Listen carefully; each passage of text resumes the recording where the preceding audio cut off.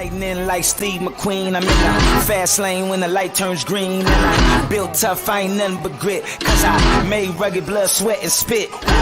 Yeah, like a horse I fly. Better push yourself in for a bumpy ride. I like to play hard, but I work harder. And I weather the storm cause I'm built stronger. What is up, ladies and gentlemen? We are back. We are live. It is the Freight Coach Morning Show, the top morning show in transportation, coming to you every single weekday, 8:30 a.m. Pacific, 10:30 Central, to break down some industry headlines, provide some insight for you guys, and most importantly, give you guys some information that you can apply, utilize, and see a meaningful difference in your business and life out there. Because, you know, at the end of the day, you guys, I'm all about keeping people in business and helping keep people in business.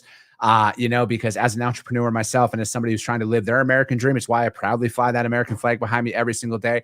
I want to help all of you guys live your American dream as well. Instead of the fear-based headlines that we kind of see ourselves in sometimes, we got to be out here working collectively together to raise the bar in this industry and everything else. And as always, I got to give a shout out to my friends over at VHub. You guys, vhubapp.com. They have talk about if you're a shipper, receiver, carrier, broker alike, we all need trailers at some point in time. And now with them though, you guys, you get paid to move them, you know? So if you're a small fleet, you don't have to shut your operation down if you have one of your trailers in there, and then you can make some, a little bit more money on top of that as well. So what they're working on right now, you guys, is they have West Palm Beach, Florida, going to Messina, New York, and you get paid $1,500 to move that. And that's on top of the freight that you find to put in the back of that trailer, you guys. They also have Clearfield, Utah, going to Henderson, Colorado, $700 to do that. And then San Diego, California, going up to Spokane, Washington, $600 to do that. So again, you guys, hit them up. This is a great tool for anybody to use out there. vhubapp.com. My man Xavier Campos, he's already in the audience right now. My friend Stacy Steen, she'll be in there. I got a very special guest for you guys, and I'll bring him on in just one quick second. I'm going to give a shout out to all the comments already. Sunny Sharma, good fucking morning. You are correct, sir. Julia, great to see you out here. Happy Friday. Zach Williams, what's going on, man? SPI, you guys, SPI Logistics. If you want to become a freight agent and take control of your financial future and be your own boss, hit them up, you guys, SPI3PL.com. Michael, you are right, sir. Game time. Vitaly, no. Go Pack, go. All right? I'm a Green Bay Packers fan. I will not hide that. That's the only NFL team I'll ever cheer for. Cody Miller, good fucking morning. You are right, sir. And Julia is all, go follow Julia on One Call Logistics, all right? She brings it. I love her persistency and consistency and all of that shit. She brings it up all the time. Go follow One Call Logistics. All right, I'm going to bring him on. My man, Jory Myers with Atlanta Dispatch. He's also on Clubhouse. He's got one of the biggest shows out there as well, man. And he's grown his podcast platform and social media platform as well. So, Jory, what's up, dude? It's been a minute. Hey, what's up, brother? How you feeling, man? Thank you so much for having me. I'm blessed to be here, brother. Dude, absolutely, man. It was a no-brainer. Like I said before we jumped on the air, like I saw your name pop up on my LinkedIn feed, and I'm like, man, it's been a long time since I talked to Jory. And dude, because it's like I still have the Clubhouse, and like I see your name pop up on my phone sporadically, because it's like, oh, hey, Jory's going live on Clubhouse. And I'm like, dude, I got to reach out to him. And then finally, I'm like, I'm sending him a message. I got to get him on the show. Right. Well, look, before we even get started, I did want to say shout out to the leading ladies of logistics, because without them being one of your customers, I don't think that I would have been made familiar with your work. You know what I mean? And once they gave you that vouch, I was like, I got to reach out to this guy. Like, what is he about, and how can I learn more about him? So shout out to those ladies. Dude, absolutely, man. Tristan's great. It's been a while since I talked to Tristan. I got to connect with her and get back in touch. So, dude, what's going on in your world, man? What's Atlanta Dispatch? All right. So, look, man, it's a lot going on in my world. I'm very, very excited. So I built Atlanta Dispatch, which is essentially it's an independent dispatch agency. We provide freight opportunities for fleet owners. Our sweet spot is fleets of 5 to 10 trucks, semis, and we focus on high volume opportunities, which the interesting thing is I've documented the growth of Atlanta Dispatch by way of Clubhouse. You know, when I first got started, I was dispatching for a major industrial supplier. So I was the dispatcher. I was dispatching about 13 dry vans by myself. So I was building all these industry relationships and getting the game. And then the pandemic happened and a lot of my drivers got fired. These are the most professional folks you can imagine. And, it didn't make me feel too good. And I wanted to have a little bit more ownership of how I was making money for my family. So I leaned into Clubhouse. It wasn't anybody that was from my background at first. So no transportation, no logistics professional, no drivers. So I created a group that eventually got a lot of organic steam. And, I was able to interview people who were already moving and shaking and learn all of the bits and pieces that I needed to add into my repertoire to open up a company. So Atlanta Dispatch is actually the result of a lot of kind folks just giving game. And we've been moving, man. We've been growing. So thank you so much for having me again. Dude, absolutely, man. I love it. I love seeing the growth, and I love seeing like you taking that leap of faith, man, and getting out in there and building up your dream. That's what it's all about, man. That's what it's all about. I love it. Like I will gladly take the uncertainty of going down the uncharted path of entrepreneurship than I ever will take the uncertainty of working for somebody else ever again. And frankly, I finally feel like I'm doing what I'm meant to do with my life. And that's the most exciting part about it is it's like the unknown is like, it's almost comforting now because I'm like, what else am I going to be able to do here? Well, that is a blessing, man. That's a blessing that you're able to find comfort there because, in the unknown is anything can happen, good, bad. The best thing you could ever imagine is in the unknown. So I think it was one of Deepak Chopra's affirmations that allowed me to understand that. So I definitely lean into the unknown a little bit more than when I was a little bit more timid and, I was only used to making money working for a corporation. So it's completely different now, man. So I'm very excited about this power that I found. Dude, absolutely. I love it, man. I love it. Dude, this is our 110th live show that we've done, man. 110 out there. We're not stopping, but it's also a reminder, man, of there being a truck parking issue as well as a facilities issue out there for drivers to utilize, man, bathrooms and everything else and access to a lot of that stuff. And, for me, man, I know Driver Appreciation Week's coming up, and that's when you're going to all of a sudden see all the people like thank a trucker, and all of a sudden is going to come back. Get their vanity metrics up for the week because they got their, now they care, but the 51 other weeks, pay attention. They're fucking eerily silent about a lot of that stuff. And, so it's like, dude, you're talking to drivers all the time, man. What do you see out there? Well, of course, truck parking is always going to be an issue. Even daily, I go to the gym and the parking lot that my gym is in, I see truckers that have pulled off. Maybe they ran out of hours. And when they're waking up from whatever forced sleep they had to take, they're booted, So I hate seeing that. I cannot wait for more driver parking to be made available, especially in the Atlanta area. And facilities, I think you're right counting these days until people actually put the time and energy and the infrastructure behind supporting the superheroes of America. Truck drivers are superheroes. And if you don't realize it, just ask yourself, look around where you're at right now. How many of these products that are in your room were not transported on a truck? It's going to be hard for you to think of anything. You know what I mean? So these are modern day superheroes. And I just feel as though we got to do more to support them. Yeah, absolutely, man. I get it. And again, I see both sides of it because I know, like, obviously it got to a point where somebody did something where a company's like, I'm never allowing this ever again. But I'm also of the mindset where it's like, man, if you're not going to allow a driver to use the bathroom, let them drop their trailer and like let them leave while you're, offloading your stuff. Don't force somebody to sit somewhere for 8 hours and they can't leave. They can't do this. They can't do that and all that stuff. And that's my whole point with a lot of that. And, especially on the truck parking issue that's out there and having accessible facilities for them. It's like, I know Sonny Sharma, he's in the audience and he was on like a cross country road trip, man. And the amount of, rest areas that were closed out there, he said were alarming, Right. And it's like, why are these rest areas closed on the side of the road? Like, there's literally nothing there.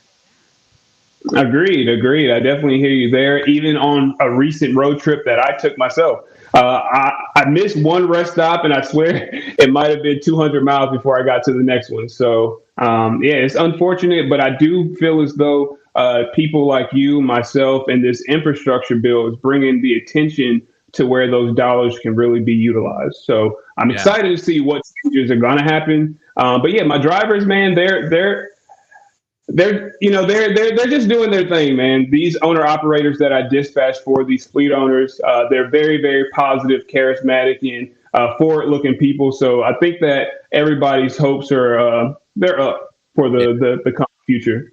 No, absolutely, man. And that's the thing is let's see. But again, dude, it's also I also do a national average on fuel, and it's at $5.08 a gallon this week. And it's still up $1.71 a gallon year over year. And again, I get all this information from the EIA. You guys, EIA.gov, check it out. Now, obviously, it's nothing to celebrate. I'm not, but again, it's like we got to think about that. And it's just another reminder for drivers out there, you guys. If you're listening to this, know your costs, like work with it, get a budget put together, and know that because you don't have, like, I know fuel is up and maintenance and stuff is up, but that doesn't mean you have to go out of business. All right. And for us, it's like it's promoting that. And, I got to give, obviously, I got to give credit to my man, Adam Wingfield, all the time. He talks about this stuff all the time. All the time. That guy gives so much game. So shout out to Adam. Dude, amen to that. All right, dude, let's break down some articles. Pat Green, he's in the audience. Happy Friday. Lewis, what's up, brother? What day are you? You didn't give up on me on 75 hard yet, did you? I'm on day 19 today. Cody, what's up, brother? Good morning. Xavier says, welcome, Jory. Julia, what needed to be retweeted? All right, let's see. Bill McIntyre, good morning. And fright, grind, repeat. Amen to that, man. Mark Groves, he says, as you move outside of your comfort zone, what was once unknown and frightening becomes your new normal. Very true. Jewel Williams, happy Friday to you. And exactly, let's let them use those restrooms. First article we're going to break down today, you guys, is from ttnews.com. Freight brokers poised to see gross margin expansion. I know all the drivers out there don't want to fucking hear that right now. Let's see. Stable spot rates coupled with rising contractual rates could help drive gross margin expansion for freight brokers, according to experts. The spot market has been going through a process of normalization this year, which is a fact. And the high demand for rates, which were brought over by the pandemic, have been declining, thus creating a more stable environment. When there's a normal amount of freight in the market and the rates have come down, they do that because the load postings have dropped. The capacity now becomes tight, and that's from my friend Brent Hutto. He's a chief relationships officer at truckstop.com. Brent's a good guy. What it means is that the negotiation between brokers and carriers doesn't favor one or the other. It's actually it was favoring the carrier for a high extent of the long time. Now it's back down to that balancing act.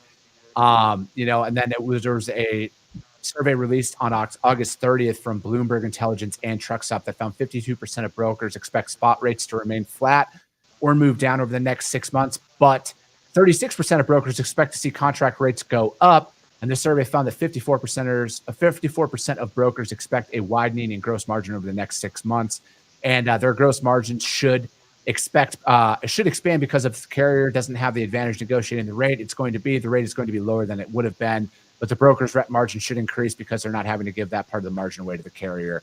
What are you seeing out there, man? Because again, you're out there dispatching for trucking companies and everything else. What are you seeing from? I'll call it a rate stabilization thing, because I know. Like I've been preaching this for months now that what we're seeing now is a normal freight market. Right. So, I did see.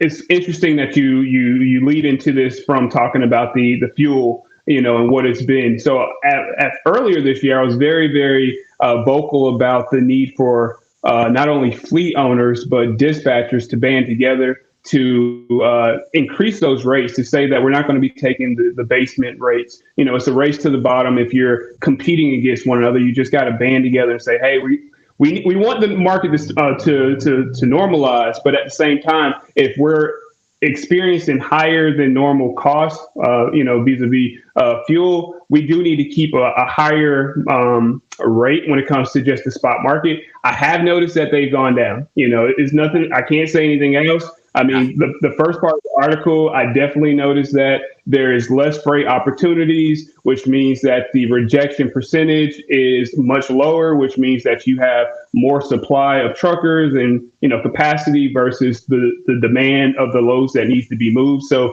there has been less negotiating power, but that's when you have to really leverage your relationships as a fleet owner or a dispatcher. You have to, go to the folks that you've been working with consistently, providing that tip-top service. And, just the same way that contract rates are up, those people who know that they can give, those brokers and those shippers that know they can give you the freight, and there's not going to be any additional work. They're going to know when all the, all the check calls, all the updates, all of those thresholds that need to be communicated are going to be communicated. I think they're willing to pay that premium. So I think brokers will have more room to widen their margin, but I think it's really just going to depend on their relationship with that carrier, to say whether or not they're going to give more. Yeah, man. And I'm right there with you, dude. But I think that's one thing, because again, any truckload that's out there, like I know, because dude, I called the guy out who was on the show, or he was not on my show, but he was in my comments the other day, and he posted some bullshit lane for a bullshit rate. And I was like, I hope that was a keying error on that price that you put out there. And that's the thing though, man, is it's like, don't, like the thing is just don't take the freight, like if you see a load out there. Because, dude, like I go out on load boards, I'll look around and I'll see that stuff, man. It's like, why? Like, if a broker's posting a load right now for $1.50 a mile, why even call them? Why even give them the satisfaction? The way that I say, fuck those guys. And this is a former broker. All right. This is, and I work with brokers right now. All right. Don't take the freight. It's that simple, because their rates will go up. Hold out. Like, the freight volumes are up still. And that's the thing, is it's like, if you want to increase those pricing, again, know your costs. Because again, I think some people, again, there's no playbook to business or anything like that. But it's like some people are like, hey man, I used to get $4 a mile all the time. I'm used to that profit margin that's baked in. But it's like, all right, well, what's your break even point? What's the profit margin you need to put money into your maintenance account and everything else that goes on out there? If you break those numbers down, you realize like, all right, I can move for $2.80 a mile and still make a healthy profit. Again, it's all about knowing your costs out there, and there's more opportunities that will present themselves. But to any broker that's out there, that's posting those loads for that shitty price, fuck yourself, essentially. Like, there's no other way that I could put it. Cause I again, and I'm not putting myself on a pedestal. Like, I am very open about the fact that I used to fuck around and play games. All right. But it cost me so much business. It cost me so much business in the long term, man.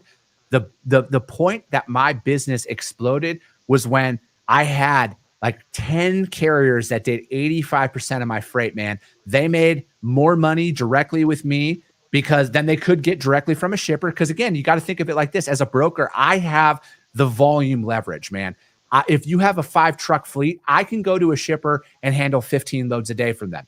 Unfortunately, if you have 5 trucks, you can't. But if you know your costs, you know that margin that you need, we can find that happy medium. But to your point there, Jory, about the check calls, the paperwork being sent in at a time, all of that shit matters to me as a broker. That's how I gauge my core carriers. Like, again, I don't need to be your big brother or your dad. I don't need to talk to you every 5 seconds that's going on out there. But if I lay out a communication plan with you, I need you to meet that, because I have those being handed down to me from my customer. And then if you don't send me a POD, I can't pay you. All right. And then for any driver that's out there that's listening, the 30 days to pay doesn't start until the broker receives the BOL. So if you delivered a load for me last Friday, Jory, and I don't get the BOL until Monday the 12th or whatever day that's going to be, that's when those 30 days start. So it's actually what you think is, it's 45 days. No, it was 30 days. It took you 10 to 12 days to invoice me. And that's not my problem. But the faster you get me invoiced, the faster I can get you paid.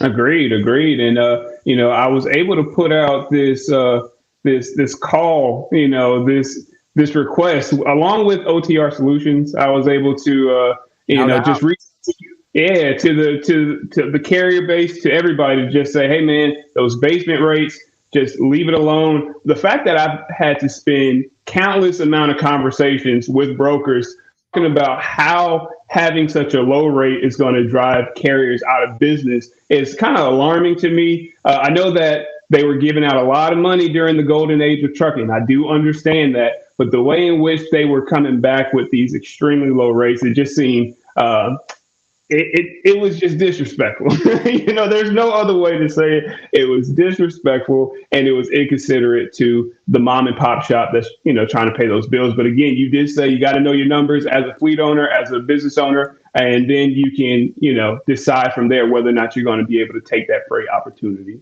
No, absolutely, man. And again, it's like I think for any and take this back to your clients, man, too, and everything, Jory, is it's like, if I'm asking a lot of questions on the front end, I'm feeling you out to see if you know your business or not. Like I want to know what days of the week you're available because I actually have freight for you. If I'm pushing freight, picks here, delivers here, this is what it weighs, this is what it pays, take it or leave it. That motherfucker probably doesn't even have the load. They're trying to run a spot market opportunity because their customer emailed them that morning and said, I have Atlanta to Orlando. What can you do? They don't actually have the fucking BOL. The more in-depth conversations I'm having is because I got to feel you out because I have a lot of freight that I need to move. And the brokers who are really here for the long term aren't concerned about covering one truckload today. I got to think I got fucking 70 of these things I got to cover between today and tomorrow.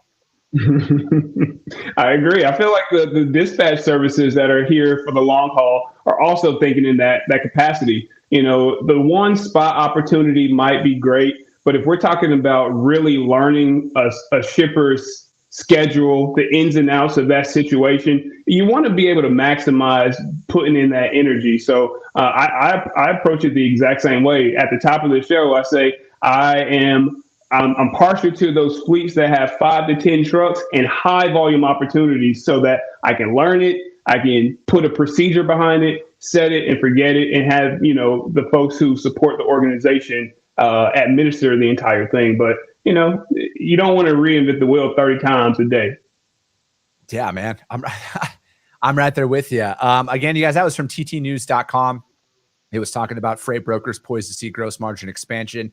Check it out, you guys. There's a lot of good information in there. There's a lot of good data for you to utilize. And, again, you guys, this article's free.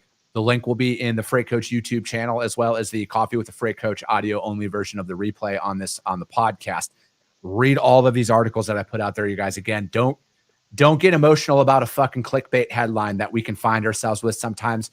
There's some of those that have some really good information in there that we need to utilize. I want to break down this next one. I think we're only going to get to 2 articles. That's fine. It's my show. We can do whatever the hell I want. But this one is from FreightWaves, and it was Universal defends AB5 related deal, notes higher costs, but touts the fact that it's done. And obviously, I am in massive opposition to AB5. I think it's a fucking attack on small business. I think it's an attack on the owner the owner operator, the leased owner operator, who just wants to do their own thing. I think it's a fucking complete money grab by the state of California, and that's really all. They don't give a fuck about. They're not out there to protect anybody. They're out there to protect themselves with this bill. That's my opinion. I've stated that a lot. But what are you? Do you deal with a lot of freight out in Cali much, or are you mainly East Coast with a lot of your stuff? I would say that I'm more Midwest back to the East. So the folks and the relationships I have that are moving freight out west, they might have a warehouse or, they might do some of that port work. So I've been fortunate enough to kind of follow the journey of some of these individuals since the ruling, basically came active. And I want to say on a weekly basis, partnering with FreightWaves, I've been able to kind of see what the tender rejection rate has been since AB5, has started being enforced. And I haven't seen too much of a difference so far, but it hasn't really affected my operation too much. Yeah, no, that's good. That's good, man. And, it goes on to say, because again, it was essentially, and it talks about this in this article, it's pro-union and everything else. And again, like, I want to protect people, I'm not sitting here and saying that, but I also feel like the people that it was designed to protect, now you just essentially fuck them over and lock them in, because that company now knows they can, if they were treating them that bad as an independent contractor, how the fuck do you think they're going to treat them when they're as an employee, and they know that they can't go anywhere else? I just believe in the free market, man. Like, that's what I'm all about. I'm all about freedom over everything.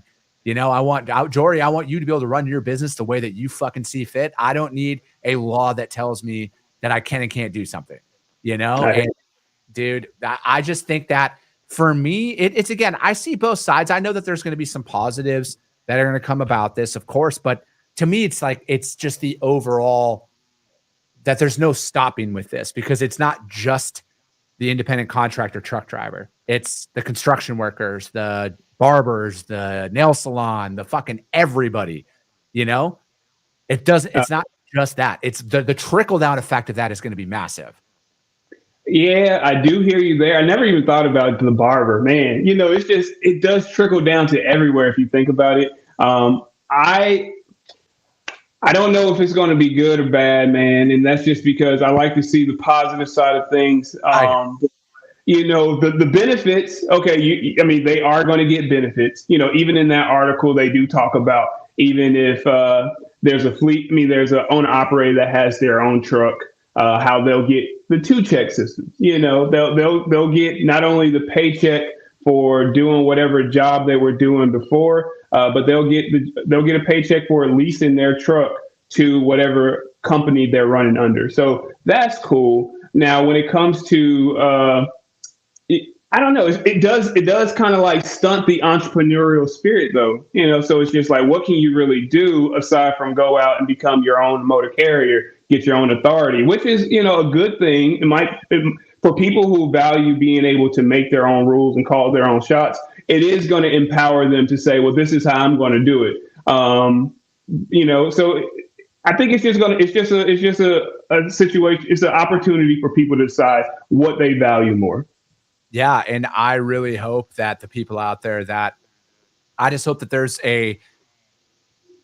I'm right there with you, man. I want to try and see the positive in things as well. I truly do. And I just have never been a fan of anybody telling me that, oh, hey, your business isn't your business now. Actually, you got to be an employee of somebody if you're going to be an independent contractor. I just don't agree.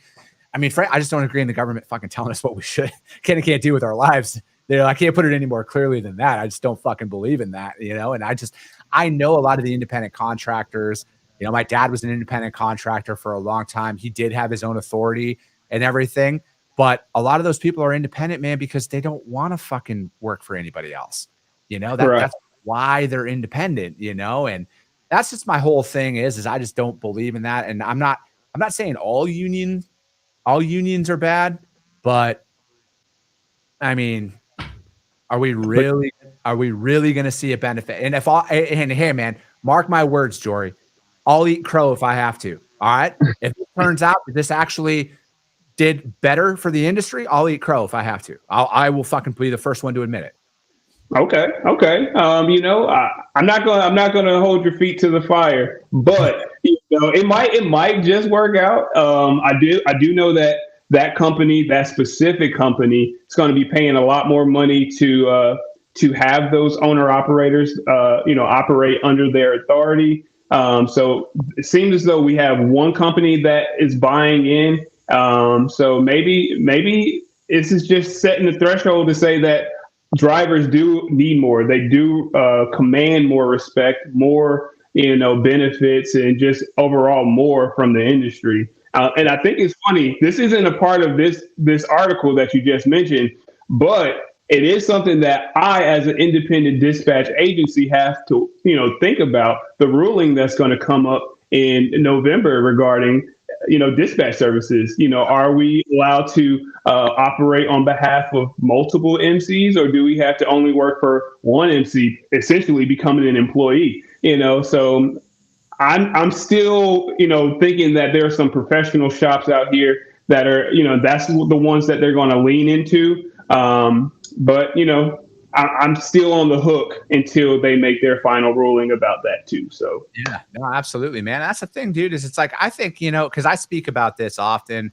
I personally think freight brokers should be required to carry insurance, cargo insurance and everything else. I personally think they should be by law. And, I think we talked about this on Clubhouse too, man, is, about the fact that, hey, if you're going to be in the dispatch side of things as well, that accountability piece, I think like it's going to remove all the bad actors that, are out there affecting your bottom line at the end of the day, man. Like, that's costing you business if other people aren't, because I know the standards you hold yourself and your company to, Jory, and that just as well as I do, there are dispatch services out there that don't. Therefore, Correct. that's costing you future business. So again, it's like I feel like if we raise the standards up, it's not gonna eliminate it all, but man, I think it's gonna help highlight your capabilities a lot more than anybody else's. Agreed. I mean, and essentially with Clubhouse, I'm one of those people that a lot of folks ask questions of how to get into the business as a dispatcher, what are the right ways to do things. And because I've been that person that has dedicated a lot of time to answering those questions, and I also want to make sure people are doing things the right way, I've actually written a book. The manuscript is being edited right now, but it's the fundamentals. It's the baseline things that you need to know before you make any decision as a dispatcher. As far as insurance, a motor carrier's insurance and what that means to the loads that they're able to use or, be to book, or, just the regulations, hours of service, just all the basics that somebody needs to know, that, especially if they're trying to get into this and they had not been in the transportation or supply chain industry beforehand. So I do have that opportunity to help people to raise that bar for the dispatch services that are going to be coming out in the future. I love it, man. Well, dude, that was a quick 30 minutes. These shows they always go by quick. So how does anybody find out more about you or Atlanta Dispatch? How does anybody connect with you, man? Put that information out there. Gotcha. So you can either go to my website, which is atlantadispatch.org, or if you're interested in hearing more about the material on my podcast, you can go to transportationandlogistics.club, spelled all the way out, transportationandlogistics.club. On IG, I am Transportation and Logistics. On TikTok, I am Transportation and Logistics. Atlanta Dispatch, all of these things on all the social medias. So that's what I would say. But definitely reach out to me. I'm here to help in any capacity that I can. And tune in with us on Clubhouse. We come in live every single Monday and Wednesday. We partner with Freightway Sonar Team. We let folks know where to position your trucks to take advantage of the market. And we also highlight somebody that's doing something amazing, like some amazing efficiencies on Wednesdays. So, that's what I would say. And if you happen to be available on this coming Monday at 7 p.m., we're going to have DAT. We're going to have, the freight analytics platform that's going to help teach people those numbers that they need to know in order to get their cost per mile. So shout out to Truck Driver Appreciation Week. We're very excited to support them. Hell yeah, man. Well, dude, that's it for today. You guys hit up Jory, show him some love, you guys. He's out here. He's doing his thing, man. He's trying to move this industry forward just like we are here every single day. And, at the end of it, you guys, if you saw value, share the show. All right. Because if you see value, your network's going to see value in it as well. I appreciate you guys all so much. We'll be back on Monday, you guys, 8:30 a.m. Pacific, 10:30 Central. I appreciate it. Have a great weekend, everybody. We'll talk to you soon. God bless you.